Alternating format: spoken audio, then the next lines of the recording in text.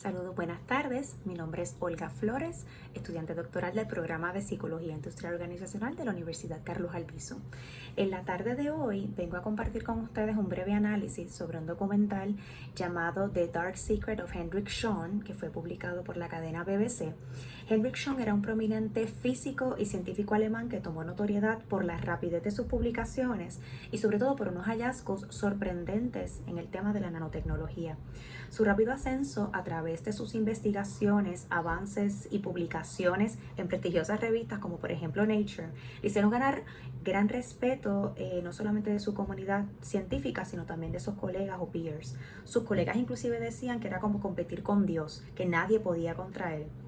Publicaba en tiempo récord y sus experimentos siempre se daban sin ningún tipo de problema, era hasta sorprendente. Sin embargo, gracias a un proceso de revisión de datos, en dos de sus escritos se desataron varias dudas sobre sus hallazgos que resultaron en investigaciones. Encontraron que duplicó los resultados en distintos experimentos, entiéndase que fabricaba esos datos. Al ser confrontado, Schön al inicio mencionó que había entregado unas tablas duplicadas, o sea que fue como un error. Pero luego se dieron cuenta que existía la misma gráfica en un tercer experimento. Así que quiere decir que la misma data fue reutilizada en varios experimentos y al solicitarle durante el proceso de investigación que se le solicitó el raw data para evaluar la misma, pues se le había borrado de la computadora. Así que, ¿qué implicaciones de lo presentado en el documental tiene esto para el desarrollo de la ciencia? Ciertamente es una situación muy triste, una situación de conducta inapropiada o lo que le llamamos el misconduct, y esto trae serias implicaciones para la ciencia.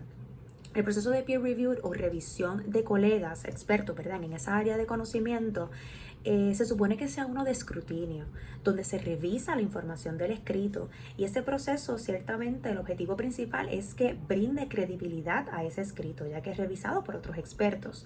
Así que posiblemente debería detectar posibles errores, fraude o duplicidad de datos, incorporando en ocasiones evaluar estudios anteriores de ese autor en el caso de que ese investigador sea uno recurrente.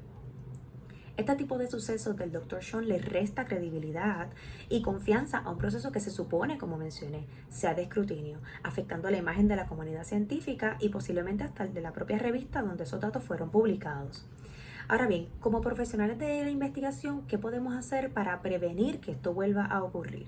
Pues yo creo que como profesionales de la investigación, sobre todo como psicólogos, que es la profesión que nos atiene, debemos ser muy objetivos en nuestras evaluaciones y hacer juicios críticos sobre el trabajo de colegas.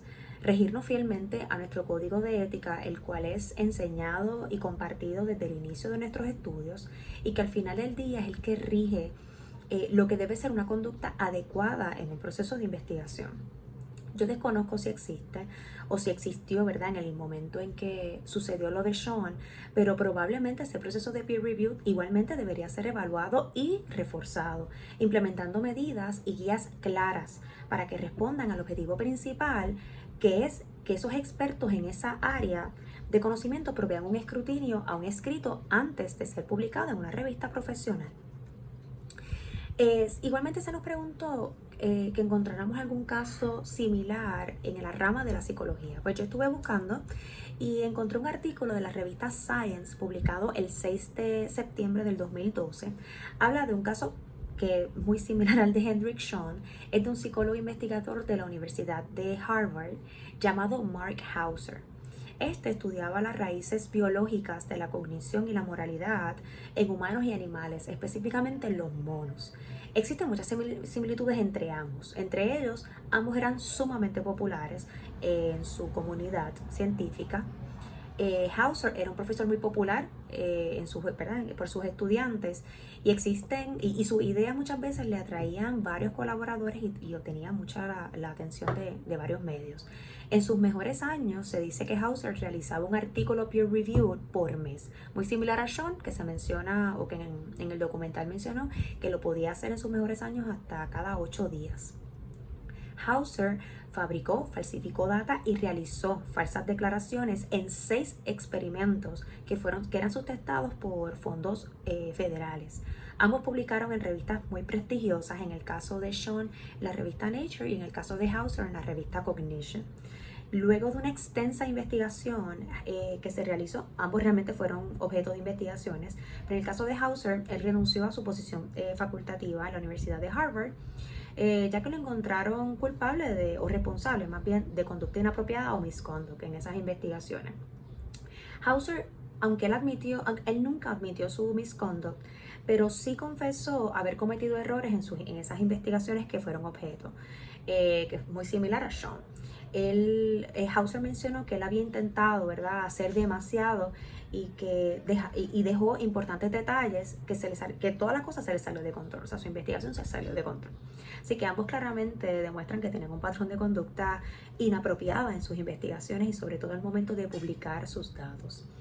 Entre las diferencias, pues aunque los hallazgos en las investigaciones que se le realizaron a ambos eran bastante contundentes, en el caso de Hauser todavía gozaba de la defensa de muchos de sus colegas. Muchos de sus colegas todavía defendían sus estudios, por lo menos lo que menciona el artículo. De las 6 investigaciones que se le acusaron de haber cometido misconduct, no todas llegaron a ser publicadas en revistas prestigiosas. Creo que solamente 2 sí fueron publicadas, el resto fue objeto de investigación porque aún ya se habían completado los estudios, los experimentos, pero no habían sido publicadas aún. Así que del artículo encontrado en Science se desprende también que él tuvo algún tipo de sanción en el que se decía que por los próximos 3 años, si él participaba de alguna investigación, iba a estar bajo una supervisión ¿verdad?, muy específica y no podía participar como peer reviewer en ninguno de las revistas ni de esa comunidad. Así que yo creo que en conclusión, estos sucesos ciertamente levantan muchos aprendizajes en la práctica de la investigación y sobre todo en las ciencias. Todavía tenemos bastante espacio para mejorar.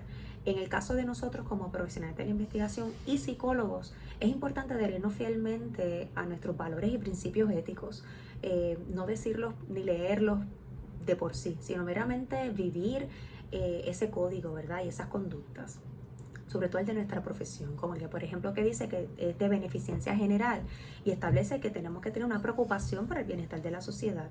Y como investigadores eso se traduce a que tenemos que asegurarnos de lo que publiquemos sea lo correcto.